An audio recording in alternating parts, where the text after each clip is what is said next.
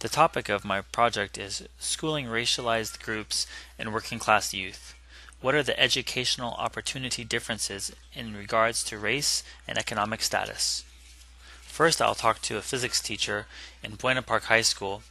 Then I'll talk to a physics teacher at El Toro High School in Lake Forest, California.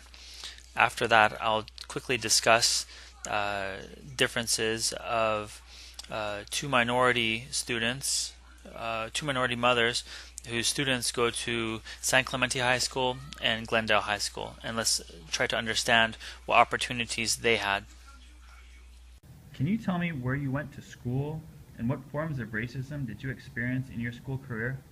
I went to high school at Mater Dei High School, which is a Catholic high school in Orange County. As far as racism goes, I didn't really experience very much. I am basically a white male, so I'm not usually considered a person who's affected by racism, so there's very little that actually affected me directly.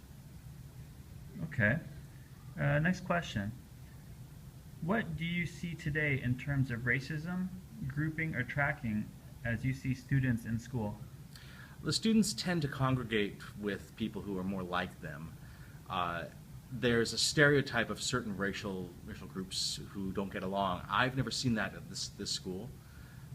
People get along fairly well. You're going to have the normal disagreements, but for the most part, because this school is so diverse, people just have learned to get along pretty well.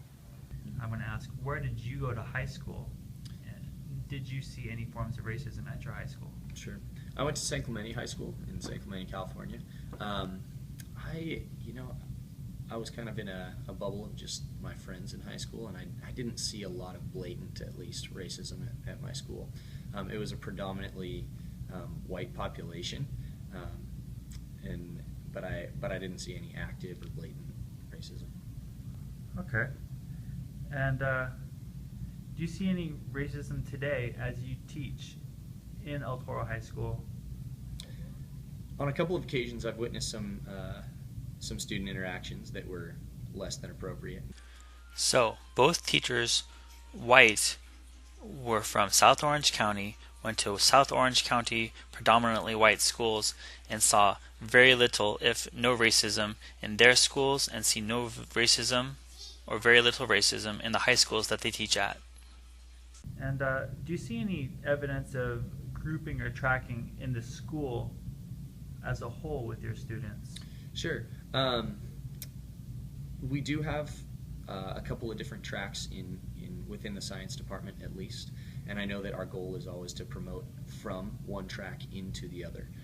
We have a track that is intended for kids to have the chance to catch up in their math before the science is too challenging for them. So if they can stay in that lower track a little longer to get their math caught up, then we can promote them to the higher track. Do you see evidence of any classroom grouping or tracking of students that may be more achieved or students that are all of a different race? With achievement, yes, you do see tracking of students with achievement. But for the most part, as far as race goes, I personally have not seen any particular tracking. You have students of every race in every type of class, it seems, and it's not that they're all congregated in one type of class.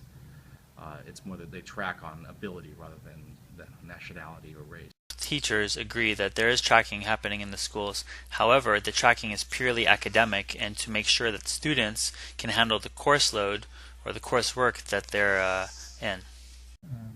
Does your school have enough funding to provide you with an adequate level of instruction?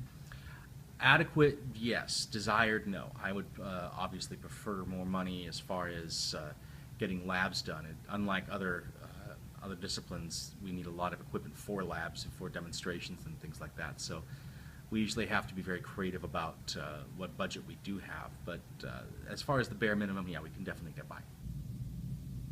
Do you feel that the children at this school are provided enough financial means for a proper education? I think on the whole, students are pretty financially comfortable. There are certainly exceptions, and I'm sure other teachers would have slightly different answers as well. Based on the class that you're teaching and the level that it's at, there tends to be a different different level of diversity and different populations. So specifically the classes that I teach, college prep physics and AP physics, I've only encountered a couple of students each year typically that are struggling financially, or at least that I am aware of or made aware of through parents and the student themselves or the principal. So there are a few that need support, but I think most of them, as far as I can tell, at least as far as it comes into play in my classroom, are comfortable enough to receive a good education. Yeah, that it doesn't get in the way or affect their mood or their materials that they bring to class, or their ability to participate in extracurricular activities and things like that. The financial means of the students in Buena Park is far less than those in El Toro High School.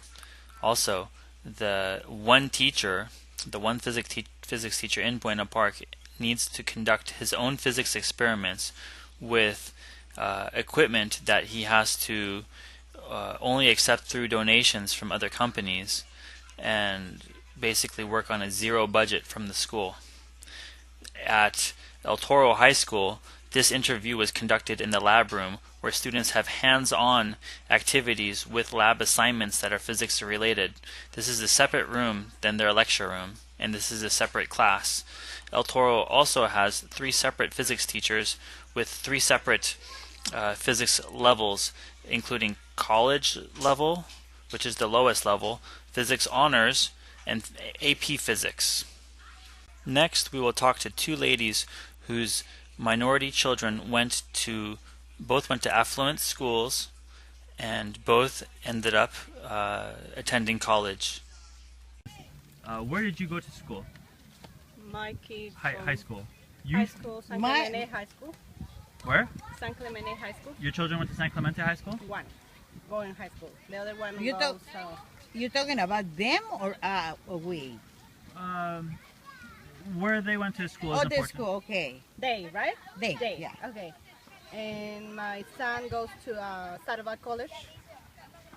And my little daughter goes to middle school in San Clemente. Sure, And- please. And how about you? My kids went to different schools. First, in Glendale. My oldest one went to middle school was at Roosevelt.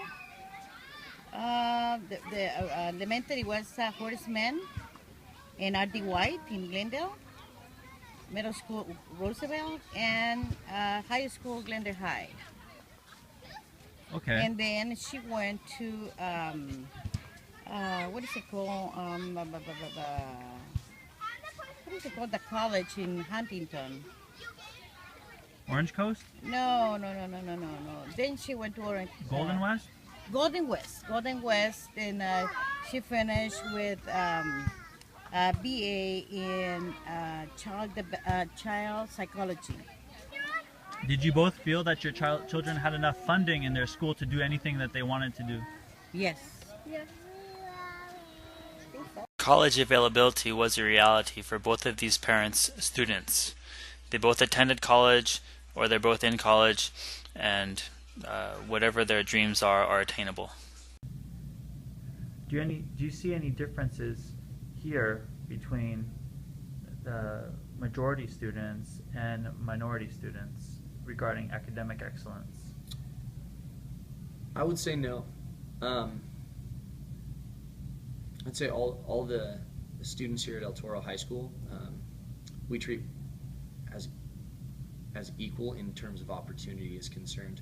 I think the only discrepancy, the only spot that I would hesitate would be if they have English as their second language, and that's not a financial issue, that's just a language barrier. The graduation rate at El Toro High School is 97%. The graduation rate at Buena Park High School is 89%. 59% of the students at El Toro High School are Caucasian or white. 28% are Latino. 8.4% of the students at Buena Park are white, and 77% of them are Latino. 48% of the students at El Toro attempted the SAT. The student-teacher ratio at Buena Park is 25 students per teacher. The student-teacher ratio at El Toro is 27 So this is another benefit that Buena Park has that El Toro doesn't.